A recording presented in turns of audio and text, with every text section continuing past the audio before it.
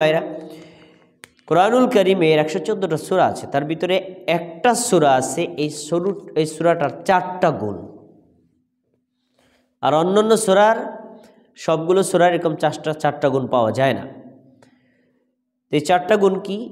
ব্যক্তিগত কিছু বিধান আল্লাহ তাআলা এই সূরার মধ্যে দিয়েছেন, পারিবারিক কিছু বিধান আল্লাহ এই সূরার মধ্যে দিয়েছেন, সামাজিক কিছু বিধান আল্লাহ এই সূরার মধ্যে দিয়েছেন, রাষ্ট্রীয় বিচার সম্পর্কিত বিষয়ে কিছু আল্লাহ বিধান এটার মধ্যে দিয়েছেন। দেখেন, একটা সূরার মধ্যে আল্লাহ 4টা বিষয়কে জমা করেছেন। এই সূরাটার নাম হলো সূরাতুল হুজুরাত। আপনারা এই সূরাটা অর্থ সহ পড়ার চেষ্টা করবেন। অত্যন্ত চমৎকার একটি সূরা। আমি যেদিন থেকে এই সূরাটার গুরুত্ব বুঝেছি সেদিন থেকে সূরাটার A to Z আরবি মুখস্থ করেছি, আর A to Z প্রত্যেকটা শব্দের অর্থ মুখস্থ করছি। তাহলে আমি যখন কোরআন এই সূরাটা পড়ি তখন আমার কাছে মনে হয় যে মাতৃভাষায় পড়তেছি, আমি নিজের ভাষায় বলতেছি। কোনো আলেম যদি পড়ে শুনি তো আমার কাছে এত ভালো লাগে, তিনি পড়তেছেন সূরা সালাতের মধ্যে, আমি মনে হয় আল্লাহ কি শব্দগুলো বলছেন আমি বুঝতেছি। এই জন্য এই সূরাটাকে আপনারা ওইভাবে আত্মস্থ করার চেষ্টা করবেন। এই সূরার মধ্যে মুসলিমদের ভ্রাতৃত্বের বন্ধন সম্পর্কে আল্লাহ আলোচনা করেছেন, মুমিনদের হক সম্পর্কে আলোচনা করেছেন। সেখানে এই সূরাটি সূরা 9 নম্বর আয়াত থেকে শুরু করে 13 নম্বর আয়াত পর্যন্ত আপনারা দেখতে পারেন। আমি এখান থেকে আংশিক আপনাদের সামনে পেশ করছি। আল্লাহ তাআলা বলছেন, ইন্নামাল মুমিনুনা ইখওয়াতুন, মুমিনগণ হলেন পরস্পর ভাই ভাই। মুমিনগণ পরস্পর কি? ভাই ভাই। এরপর বলছেন যে ফাআসলিহু বাইনা আখাওয়াইকুম, সে তো তোমার ভাই, সে তো তোমার শত্রু না, সে তো তোমার ভাই, সে তো তোমার পর না। তার ভিতরে যদি কোনো ঝগড়া ফাসাদ, হিংসা বিদ্বেষ, মারামারি কোন্দল অথবা কোনো ভুল বোঝাবুঝি অথবা কোনো দোষ দেখতে পাও, ফাআসলিহু বাইনাকুম, তোমরা তোমাদের ভাইয়ের দোষটাকে সংশোধন করে দাও, সমাধান করে দাও। সুবহানাল্লাহ, আল্লাহ তাআলা চমৎকার কথা বলেছেন।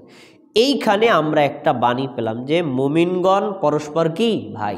তাহলে এই যে ভ্রাতৃত্বের বন্ধন, এটা কিন্তু আমরা বানাই নাই, বানাইছে কে? আল্লাহ। আল্লাহ তাআলা বানাইছেন।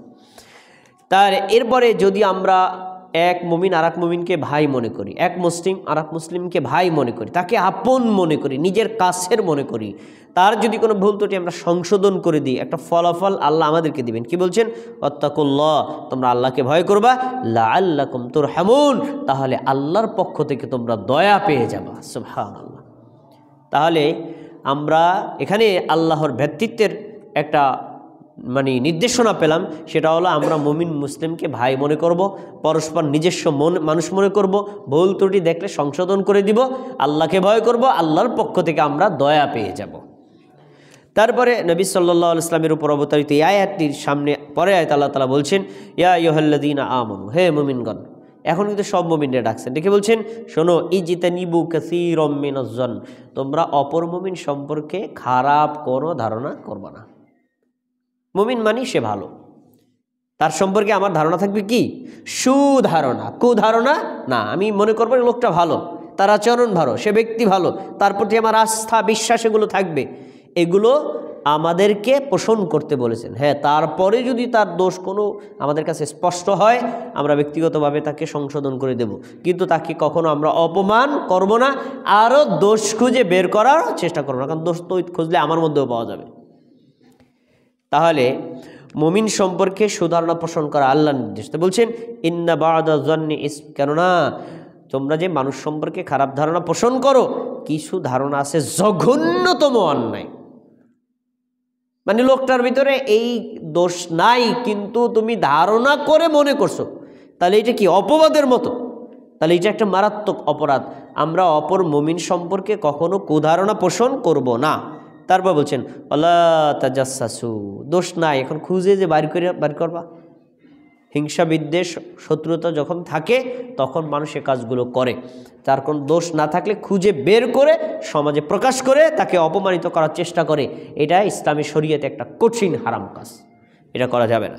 তার বলছেন, ওয়ালা ইয়াগতাব বা'দুকুম বা'দা, তোমরা একে অন্যের গীবত করবে না। একে অন্যের সমালোচনা করবা না, একে অন্যের দোষ চর্চা করবা না, এটা আল্লাহ তাআলা নিষেধ করেছেন। রাসূল সাল্লাল্লাহু আলাইহি ওয়াসাল্লাম সাহাবীদেরকে জিজ্ঞেস করছেন, তোমরা কি জানো গীবত কাকে বলে?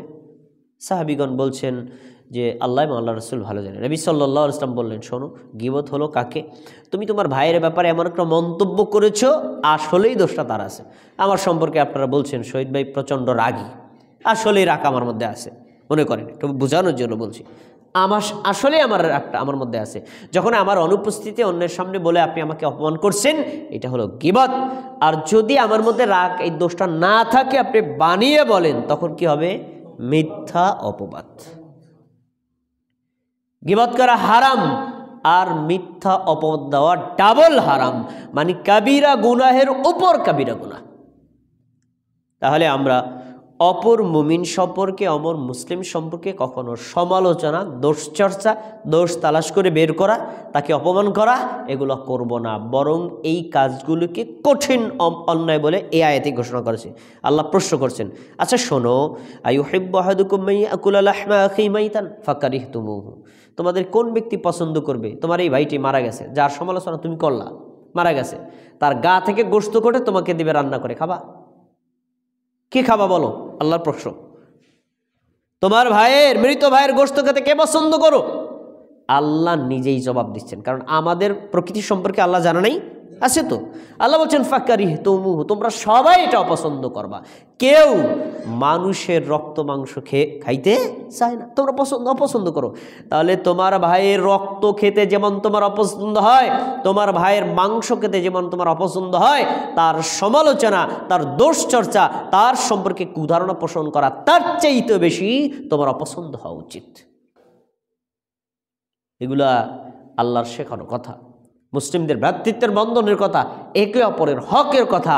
আমরা এই হকগুলো অহরহ লঙ্ঘন করি, কিন্তু এগুলো যে পাপ, আমাদের বিবেক বোধ থেকে হারিয়ে গেছে, এগুলো করা যাবে না। প্রিয় ভাইরা, কোরআনের অনেক আয়াত এভাবে আছে। আমি আয়াতগুলোকে সংক্ষেপ করে মূল বক্তব্যের দিকে যাচ্ছি। আমরা আলোচনা করতে চাচ্ছিলাম মুসলিমদের ভ্রাতৃত্বের বন্ধন।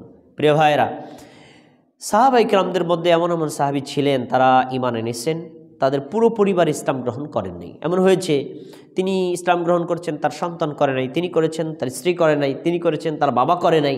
এমন হয়েছে, তাতে কি হয়েছে?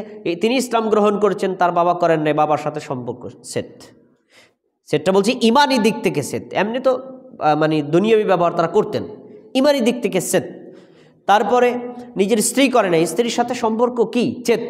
স্ত্রী পরিত্যাগ করেছেন, বাবা পরিত্যাগ করেছেন, সন্তান পরিত্যাগ করেছেন, অপর মুসলমানকে, ভাইকে ভালোবেসেছে, শুধু একটাই কারণ, ইমানি ভালোবাসা আর ইসলামী ভালোবাসা।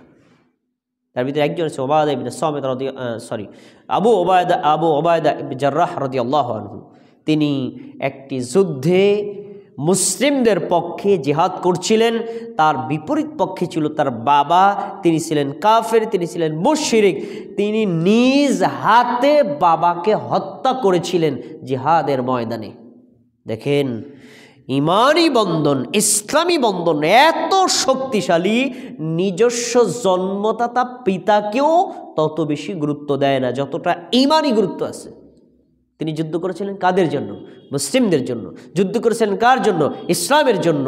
ইসলামের জন্য ইসলামী ভালোবাসা, ইমানি ভালোবাসা তাকে এতটা বেশি শক্তিশালী করেছে যে কাফেরদের, কুফফারদের নিজস্ব আত্মীয় রক্ত হওয়াটাকেও তিনি মূল্যায়ন করেন নাই।